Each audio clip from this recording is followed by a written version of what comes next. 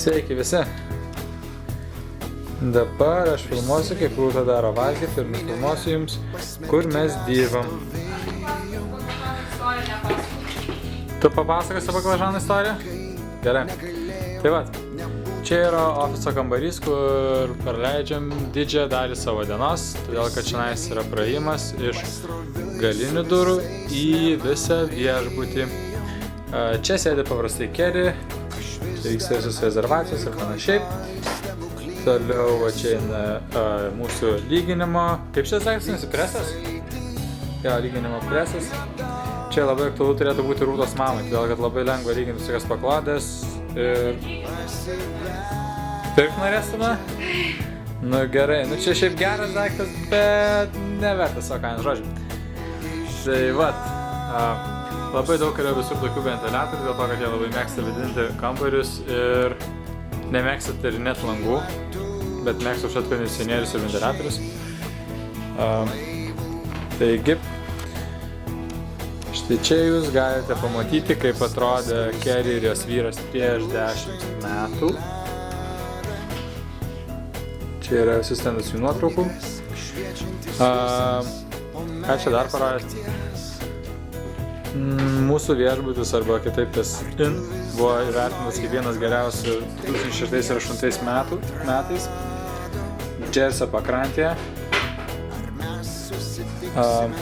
O čia yra virtuvė. Beje, čia yra praėjimas į viešbutį toliau, į visus kitus kambarius. Čia yra virtuvė, turime didelę virtuvę. Ir čia yra Rūta, kuri dabar ruošia valgyti. Kas dar iš mūsų basic dalykų, kasdienių dalykų atsiprašau. Turim šaldytuvą, čia turim savo kampelį. Čia guli mūsų maistas. Ir čia šaldytuvai yra pakabinti tvarkaraščiai.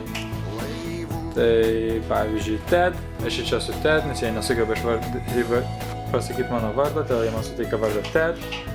Ir čia yra, pavyzdžiui, tvarkaraštis, kada aš ateinu į darbą ir kada aš išėjau iš darbo, pasirašau visą laiką, taip skaičiuojasi valandas. O čia yra tvarkaraštis ateičiai, kada mes turėsim dirbti ir nuo kelių dirbti. Dabar aš papasakosiu baklažanų istoriją, kuri... Jo, tiesa, čia jie dar turi tokią skylę. Tai įprasta pas amerikiečius. Ypač tai labai patogu tai jų vartotojiškai kultūrai. Tai kiekvienos kriauklės yra tokia skylė virtuvėje ir tai yra populiaru šiaip pas daug ką, kurie gali mest, pavyzdžiui, maisto likučius. Tada nuplauna vandenį ir ten yra tokia mašina, kuri susmulkina maisto likučius ir viskas nueina į kanalizaciją. Tai jie čia sudeda šiaip labai daug maisto, nes pavyzdžiui, maisto antrą dieną jie nevalgo to paties ir nebešildo.